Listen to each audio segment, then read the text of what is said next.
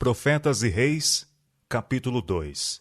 O templo e sua dedicação. Salomão pôs em execução sabiamente o plano tão longamente acariciado por Davi, de erigir um templo ao Senhor. Durante 7 anos, Jerusalém esteve repleta de ocupados obreiros, empenhados em aplainar o local escolhido, abrir as grandes valas, assentar os amplos fundamentos, pedras grandes e pedras preciosas, pedras lavradas, talhar os pesados troncos vindos das florestas do Líbano, erguer o magnificente santuário. Simultaneamente com a preparação da madeira e pedra, em cuja tarefa muitos milhares estavam aplicando suas energias, a manufatura do mobiliário para o templo ia progredindo constantemente. Sob a liderança de Hirão, de Tiro, um homem sábio de grande entendimento, hábil para lavrar em ouro e em prata, em bronze, em ferro, em pedras e em madeira, em púrpura, em azul e em linho fino, e em carmesim. 2 Crônicas, capítulo 2, versos 13 e 14. Assim, à medida que o edifício sobre o Monte Moriá ia sendo silenciosamente erguido com pedras preparadas, de madeira que nem martelo, nem machado, nem nenhum outro instrumento de ferro se ouviu na casa quando a edificavam. E belos utensílios eram trabalhados conforme os modelos entregues a Davi a seu filho, todos os vasos que eram para a casa de Deus. Eles compreendiam o altar de incenso, a mesa dos pães da proposição, o castiçal com as lâmpadas, os vasos e instrumentos relacionados com a ministração dos sacerdotes no lugar santo, tudo de ouro, do mais perfeito ouro.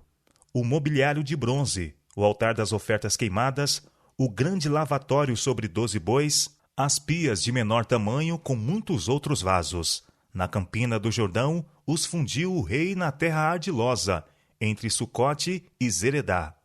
2 Crônicas, capítulo 4, verso 17. Esse mobiliário foi provido em abundância, para que não houvesse falta. De inexcedível beleza e inigualável esplendor, era o régio edifício que Salomão e seus homens erigiram a Deus e a seu culto. Guarnecido de pedras preciosas, circundado por espaçosos átrios com magnificentes vias de acesso, revestido de cedro lavrado e ouro polido, a estrutura do templo, com suas cortinas bordadas e rico mobiliário, era apropriado emblema da Igreja viva de Deus na terra, o qual tem sido edificada através dos séculos segundo o modelo divino, com material que se tem comparado ao ouro, prata e pedras preciosas, lavradas como colunas de um palácio. Deste templo espiritual, Cristo é a principal pedra de esquina, no qual todo edifício bem ajustado cresce para templo santo no Senhor. Efésios capítulo 2, verso 20 e 21. Afinal, o templo planejado pelo rei Davi e construído por seu filho Salomão estava concluído. Tudo quanto Salomão intentou fazer na casa do Senhor e na sua casa, prosperamente o efetuou. 2 Crônicas, capítulo 7, verso 11. E agora, para que o palácio que coroava as elevações do Monte Moriá pudesse ser, sem dúvida, como Davi havia desejado, um lugar de habitação, não para homens, senão para o Senhor Deus, restava a solene cerimônia da dedicação formal a Jeová e seu culto. O local em que o templo fora construído era, havia muito, considerado sagrado. Foi ali que Abraão, o pai dos fiéis, revelara sua disposição de sacrificar seu filho, seu único filho, em obediência à ordem de Jeová. Ali renovara Deus com Abraão o concerto de bênção, que incluía a gloriosa promessa messiânica feita à espécie humana, de libertamento por meio do sacrifício do Filho do Altíssimo. Foi ali que, quando Davi ofereceu sacrifícios queimados e ofertas pacíficas para deter a espada punitiva do anjo destruidor, Deus lhe respondeu com fogo enviado do céu. E agora os adoradores de Jeová mais uma vez ali estavam, para encontrar-se com seu Deus e renovar-lhe os votos de fidelidade. O tempo escolhido para a dedicação fora o mais favorável, o 7º mês, quando o povo de todas as partes do reino estavam acostumados a reunir-se em Jerusalém para celebrar a festa dos tabernáculos. Esta festa era preeminentemente uma ocasião de regozijo. Os labores da colheita haviam findado. A faina do novo ano ainda não começara. O povo estava livre de cuidados e podia abandonar-se às influências sagradas, jubilosas do momento. No tempo indicado, as hostes de Israel, com representantes de muitas nações estrangeiras, ricamente vestidos, reuniram-se nos átrios do templo. A cena era de esplendor incomum. Salomão, com os anciãos de Israel e os mais influentes homens dentre o povo, retornaram de outra parte da cidade, de onde haviam trazido a Arca do Testamento. Do santuário nos altos de Gibeon tinham sido transferida a antiga tenda da congregação, com todos os vasos sagrados que estavam na tenda. E esses queridos relicários das mais remotas experiências dos filhos de Israel, durante seu vaguear no deserto e a conquista de Canaã, encontravam agora uma morada permanente no esplêndido edifício que fora erigido para ocupar o lugar da estrutura portátil. Levando ao templo a arca sagrada que continha as 2 tábuas de pedra em que, pelo dedo de Deus, haviam sido escritos os preceitos do Decálogo, Salomão seguira o exemplo de seu pai Davi. A cada 6 passos oferecia sacrifícios, e com canto e música e com grande cerimônia trouxeram os sacerdotes a arca do concerto do Senhor ao seu lugar, ao oráculo da casa, à santidade das santidades. 2 Crônicas, capítulo 5, verso 7. Ao penetrarem no interior do santuário, tomaram os lugares que lhe eram designados. Os cantores, levitas vestidos de linho branco, com símbolos e com alaúdes e com harpas, permaneceram de pé para o oriente do altar, e com eles até 120 sacerdotes que tocavam as trombetas. Eles uniformemente tocavam as trombetas e cantavam para fazerem ouvir uma só voz, bendizendo e louvando ao Senhor. E levantando eles a voz com trombetas e símbolos e outros instrumentos músicos, e bendizendo ao Senhor, porque era bom, porque a sua benignidade durava para sempre. A casa se encheu de uma nuvem, a saber, a casa do Senhor, e não podiam os sacerdotes ter-se em pé para ministrar, por causa da nuvem, porque a glória do Senhor encheu a casa de Deus. 2 Crônicas, capítulo 5, versos 13 e 14. Compreendendo o significado desta nuvem, Salomão declarou: O Senhor tem dito que habitaria nas trevas, e eu tenho edificado uma casa para a morada, e um lugar para a tua eterna habitação. 2 Crônicas, capítulo 6, versos 1 e 2. O Senhor reina. Tremam as nações. Ele está entronizado entre os querubins. Comova-se a terra. O Senhor é grande em Sião e mais elevado que todas as nações. Louvem o teu nome, grande e tremendo, pois é santo. Exaltai ao Senhor nosso Deus e prostrai-vos diante do escabelo de seus pés, porque ele é santo. Salmo 99, versos 1 a 5. No meio do pátio do templo havia sido erguida uma base de metal, ou plataforma, de 5 côvados de comprimento e de 5 côvados de largura e de 3 côvados de altura. Sobre esta base, Salomão pôs-se em pé e, com as mãos erguidas, abençoou a vasta multidão que tinha diante de si, e toda a congregação de Israel estava em pé. 2 Crônicas, capítulo 6, versos 13 e 3. Bendito seja o Senhor Deus de Israel, exclamou Salomão, que falou pela sua boca a Davi, meu pai, e pelas suas mãos o cumpriu, dizendo: Escolhi Jerusalém, para que ali estivesse o meu nome. 2 Crônicas, capítulo 6, versos 4 e 6. Salomão pôs-se então de joelhos na plataforma, e aos ouvidos de todo o povo ofereceu a oração dedicatória. Levantando as mãos para o céu, enquanto a congregação permanecia ajoelhada com a face para o chão, o rei suplicou: Senhor Deus de Israel, não há Deus semelhante a ti, nem nos céus, nem na terra, que guardas o conserto e a beneficência aos teus servos que caminham perante ti de todo o seu coração. Mas verdadeiramente habitará Deus com os homens na terra? Eis que o céu e o céu dos céus não te podem conter, quanto menos esta casa que tenho edificado. Atende, pois, a oração do teu servo, e a súplica, ó Senhor meu Deus, para ouvires o clamor, e a oração que o teu servo ora perante ti. Que os teus olhos estejam dia e noite abertos sobre este lugar, de que dissestes que ali porias o teu nome, para ouvires a oração que o teu servo orar neste lugar. Ouve, pois, as súplicas do teu servo e do teu povo Israel, que fizerem neste lugar, e ouve tu do lugar da tua habitação, desde os céus. Ouve, pois, e perdoa.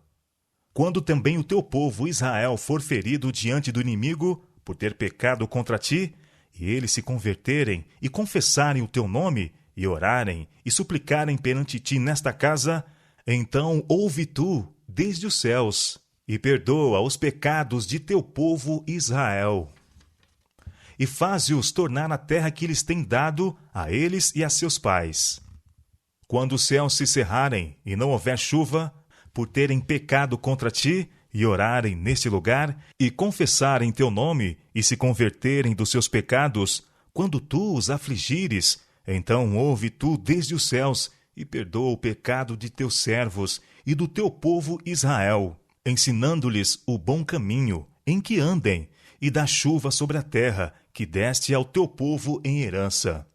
Havendo fome na terra, havendo peste, havendo queimadura dos trigos, ou ferrugem, gafanhotos, ou largata, cercando a alguns dos seus inimigos na terra das suas portas, ou quando houver qualquer praga, ou qualquer enfermidade, toda oração e toda súplica que qualquer homem fizer, ou todo o teu povo Israel, conhecendo cada um a sua praga e a sua dor, e estendendo as suas mãos para esta casa, então ouve tu desde os céus, do assento da tua habitação, e perdoa, e dá a cada um conforme todos os seus caminhos, segundo conheces o seu coração, a fim de que te temam, para andares nos teus caminhos todos os dias que viverem na terra que deste a nossos pais. Assim também ao estrangeiro, que não for do teu povo Israel, mas vier de terras remotas, por amor do teu grande nome, e da tua poderosa mão, e do teu braço estendido. Vindo eles e orando nesta casa, então ouve tu desde os céus, do assento da tua habitação, e faze conforme a tudo que o estrangeiro te suplicar, a fim de que todos os povos da terra conheçam o teu nome, e te temam, como o teu povo Israel. E a fim de saberem que pelo teu nome é chamada esta casa que edifiquei. Quando o teu povo sair à guerra contra os seus inimigos, pelo caminho que os enviares, e orarem a ti para a banda desta cidade que escolheste, e desta casa que edifiquei ao teu nome, ouve então desde os céus a sua oração, e a sua súplica, e executa o seu direito. Quando pecarem contra ti, pois não há homem que não peque, e tu te indignares contra eles, e os entregares diante do inimigo, para que os cativarem o levarem em cativeiro para alguma terra, remota ou vizinha, e na terra para onde forem levados em cativeiro, tornarem a si e se converterem, e na terra do seu cativeiro a ti suplicarem, dizendo: pecamos, perversamente fizemos, e impiamente obramos, e se converterem a ti com todo o seu coração e com toda a sua alma, na terra do seu cativeiro, a que os levarem presos, e orarem para a banda da sua terra, que deste a seus pais, e desta cidade que escolheste, e desta casa que edifiquei ao teu nome, ouve então desde os céus, do assento da tua habitação, a sua oração e as suas súplicas, e executa o seu direito, e perdoa ao teu povo que houver pecado contra ti. Agora, pois, ó meu Deus, estejam os teus olhos abertos, e os teus ouvidos atentos à oração deste lugar. Levanta-te, pois agora, Senhor Deus, para o teu repouso, tu e a arca da tua fortaleza. Os teus sacerdotes, ó Senhor Deus, sejam vestidos de salvação, e os teus santos se alegrem do bem. Ah, Senhor Deus, não faças virar o rosto do teu ungido. Lembra-te das misericórdias de Davi, teu servo. 2 Crônicas, capítulo 6, versos 14 a 42. Acabando Salomão de orar, desceu o fogo do céu e consumiu o holocausto e os sacrifícios. Os sacerdotes não podiam entrar no templo, porque a glória do Senhor encheu a casa do Senhor. E todos os filhos de Israel, vendo descer o fogo e a glória do Senhor sobre a casa, encurvaram-se com o rosto em terra, sobre o pavimento, e adoraram e louvaram ao Senhor, porque é bom, porque a sua benignidade dura para sempre. Então o rei e o povo ofereceram sacrifícios perante o Senhor, e o rei e todo o povo consagraram a casa de Deus. 2 Crônicas, capítulo 7, versos 1 a 5. Durante 7 dias, as multidões de todas as partes do reino, desde a entrada de Amate até ao rio do Egito, uma muito grande congregação, celebrou uma jubilosa festa. A semana seguinte foi pela feliz multidão dedicada à celebração da festa dos tabernáculos. Fim do tempo de reconsagração e júbilo, o povo retornou a seus lares, alegre e de bom ânimo, pelo bem que o Senhor tinha feito a Davi e a Salomão e a seu povo Israel. 2 Crônicas, capítulo 7, versos 8 e 10. O rei havia feito o que estava em suas forças para encorajar o povo a render-se inteiramente a Deus e seu serviço, e a magnificar seu santo nome. E agora, uma vez mais, como no início de seu reinado em Gibeon, ao rei de Israel fora dada a evidência da divina aceitação e bênção. Numa visão noturna, o Senhor lhe apareceu com a mensagem: Ouvi tua oração, e escolhi para mim esse lugar para a casa de sacrifício.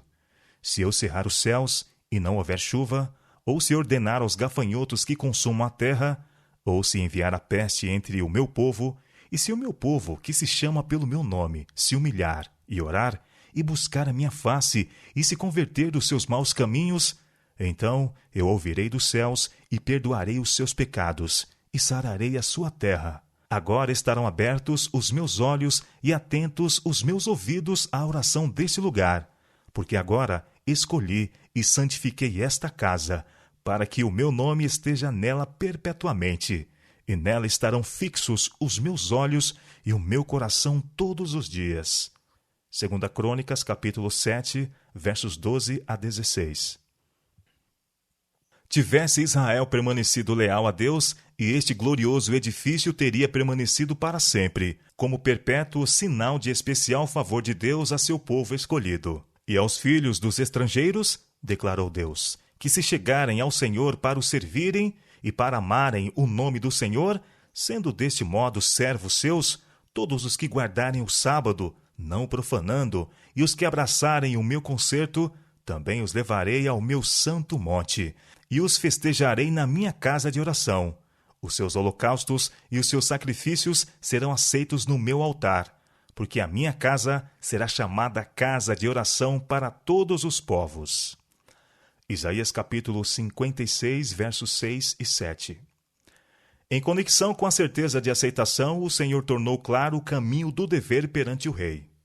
E quanto a ti, ele declarou: se andares diante de mim, como andou Davi teu pai, e fizeres conforme a tudo que te ordenei, e guardares os meus estatutos e os meus juízos, também confirmarei o trono do teu reino, conforme o concerto que fiz com Davi, teu pai, dizendo: não te faltará varão que domine em Israel. 2 Crônicas, capítulo 7, versos 17 e 18. Tivesse Salomão continuado a servir ao Senhor em humildade, todo o seu reinado teria exercido poderosa influência para o bem sobre as nações circunvizinhas, nações que tinham sido tão favoravelmente impressionadas pelo reinado de Davi, seu pai, e pelas sábias palavras e magnificentes obras dos primeiros anos de seu próprio reinado. Prevendo as terríveis tentações que acompanham a prosperidade e honras mundanas, Deus advertiu Salomão contra o mal da apostasia e predisse os terríveis resultados do pecado. Até mesmo o belo templo que havia sido edificado, declarou ele, se tornaria como provérbio e mote entre todas as gentes, se Israel deixasse ao Senhor Deus de seus pais, se persistisse na idolatria. Fortalecido no coração e grandemente animado pela mensagem do céu, de que sua oração em favor do povo havia sido ouvida, Salomão entrava agora para o mais glorioso período de seu reinado, quando todos os reis da terra começaram a buscar sua presença, para ouvirem a sua sabedoria que Deus lhe dera no seu coração.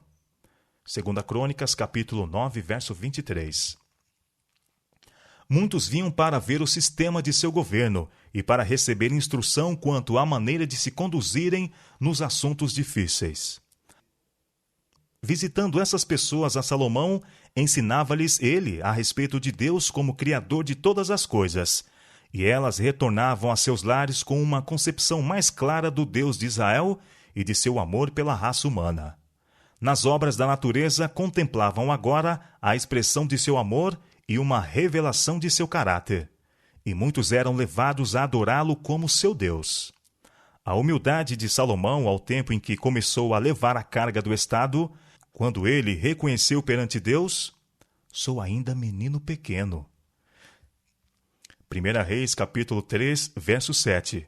Seu marcado amor a Deus, profunda reverência pelas coisas divinas, sua desconfiança de si mesmo e exaltação do infinito Criador de tudo, todos esses traços de caráter tão dignos de emulação foram revelados durante os serviços relacionados com a conclusão do templo, quando durante sua oração dedicatória ele se ajoelhou, postando-se na humilde posição de suplicante.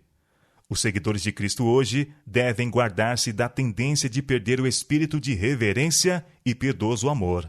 As Escrituras ensinam como devem os homens aproximar-se de seu Criador, com humildade e temor, mediante a fé no mediador divino. O salmista declarou: o Senhor é Deus grande, e Rei grande acima de todos os deuses. Ó, vinde, adoremos e prostremo-nos, ajoelhemos diante do Senhor que nos criou. Salmo 95, versos 3 e 6. Tanto no culto particular como no público, é nosso privilégio dobrar os joelhos perante Deus, quando a Ele oferecemos nossas petições. Jesus, nosso exemplo, pondo-se de joelho, orava. São Lucas, capítulo 22, verso 41. De seus discípulos, falando de Pedro, se relata que também pôs-se de joelhos e orou. Atos, capítulo 9, verso 40. Paulo declarou: ponho-me de joelhos perante o Pai de nosso Senhor Jesus Cristo. Efésios, capítulo 3, verso 14. Quando confessava perante Deus os pecados de Israel, Esdras se ajoelhou. Daniel se punha de joelhos e orava e dava graças diante de seu Deus. Daniel, capítulo 6, verso 10. A verdadeira reverência a Deus é inspirada pelo senso de sua infinita grandeza e a noção de sua presença. Com este senso do invisível, todo coração deve sentir-se profundamente impressionado. A ocasião e o lugar de oração são sagrados, porque Deus está ali. E ao ser a reverência manifestada em atitude e comportamento, o sentimento que a inspira será aprofundado. Santo e tremendo é o seu nome, declara o salmista. Os anjos, quando pronunciam este nome, com que reverência, então, não devemos nós, que somos pecadores e caídos, tomá-lo em nossos lábios? Bem fariam velhos e jovens em ponderar as palavras das Escrituras que mostram como deve ser considerado o lugar assinalado pela especial presença de Deus. Tira os teus sapatos, ordenou ele a Moisés, junto à sarça ardente, porque o lugar em que tu estás é terra santa. Êxodo capítulo 3, verso 5.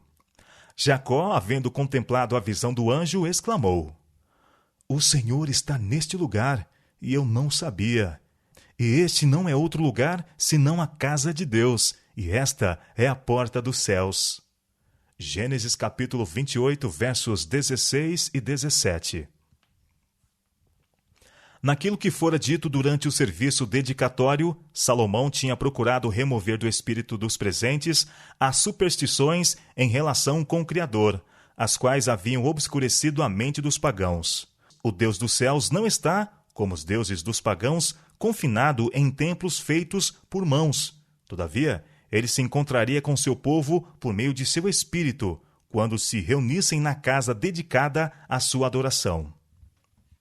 Séculos mais tarde, Paulo ensinou a mesma verdade nas palavras: O Deus que fez o mundo e tudo que nele há, sendo o Senhor do céu e da terra, não habita em templos feitos por mãos humanas, nem tampouco é servido por mãos de homens, como que necessitando de alguma coisa, pois ele mesmo é quem dá a todos a vida e a respiração e todas as coisas, para que buscassem ao Senhor, se porventura tateando o pudessem achar, ainda que não está longe de cada um de nós, porque nele vivemos e nos movemos e existimos. Atos capítulo 17, versos 24 a 28.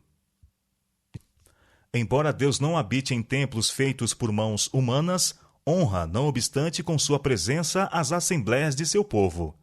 Ele prometeu que quando se reunissem para buscá-lo, reconhecendo seus pecados e para orarem uns pelos outros, ele se reuniria com eles por meio de seu Espírito.